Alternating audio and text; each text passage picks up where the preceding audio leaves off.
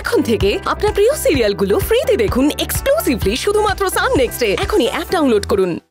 দেখলে তো দিদি, কত বড় অভিনেত্রী, মনির কান ভাঙিয়ে তোমাদের মধ্যে ঝামেলা লাগালো, এখন আবার ভালো মানুষ সাজার চেষ্টা করছে। উফ, সৌমি এবার একটু চুপ করো না তোমরা। আমার না আর ভালো লাগছে না, বিশেষ করে কারোর সাথে কথা বলতে ভালো লাগছে না। আমাকে প্লিজ একটু একা থাকতে দাও, প্লিজ। হ্যাঁ হ্যাঁ, চলো।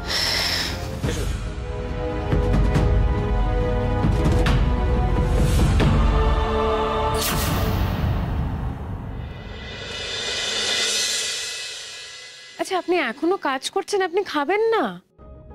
দেরি হবে। নিচে তো সবাই খেতে বসছে এখন, আপনি একটা কাজ করুন না, আপনি আগে খেয়ে নিন, তারপর বাকি কাজটা করুন। আপনি খেয়ে নিন, আমার খাবারটা ঢেকে রাখুন, আমি পরে খেয়ে নেব।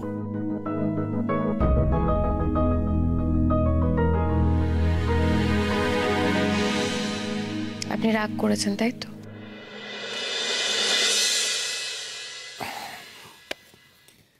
আমি রাগ করতে যাবো কেন বলুন তো? আমি আপনাকে চিনি না, আপনি রাগই করেছেন। আচ্ছা, আপনি ঈশাকে চেনেন না?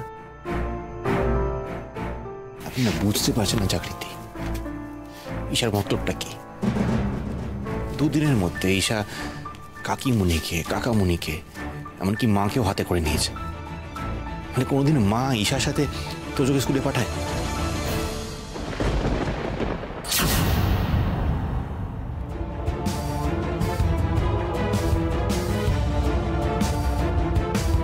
আমি একটা কথা জানতে চাই, ঈশাকে দিয়ে তোজো মিকে কে স্কুলে পাঠিয়েছে?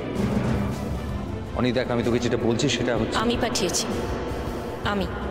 আজ পাঠিয়েছো, কাল থেকে এটা যেন না হয়। জাগৃতি যেমন তোজো মেয়েকে স্কুলে ছাড়তে যেত, আনতে যেত, সেটাই হবে। আমার আপত্তি আছে, ঈশা যাবে না।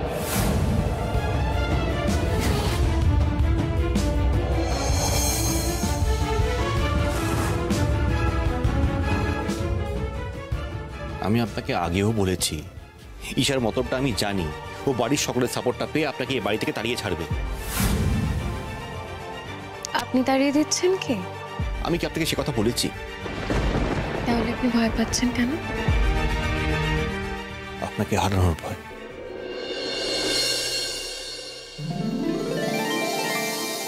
বিশ্বাস করুন জাগৃতি, আমি কোনো কিছুর বিনিময়ে আপনাকে হারাতে চাই না। আর আমি আপনাকে হারালে আমি কোথায় ভেসে যাব বলুন তো? আমার তো আপনাকে ছাড়া কেউ নেই। আপনি সারা জীবন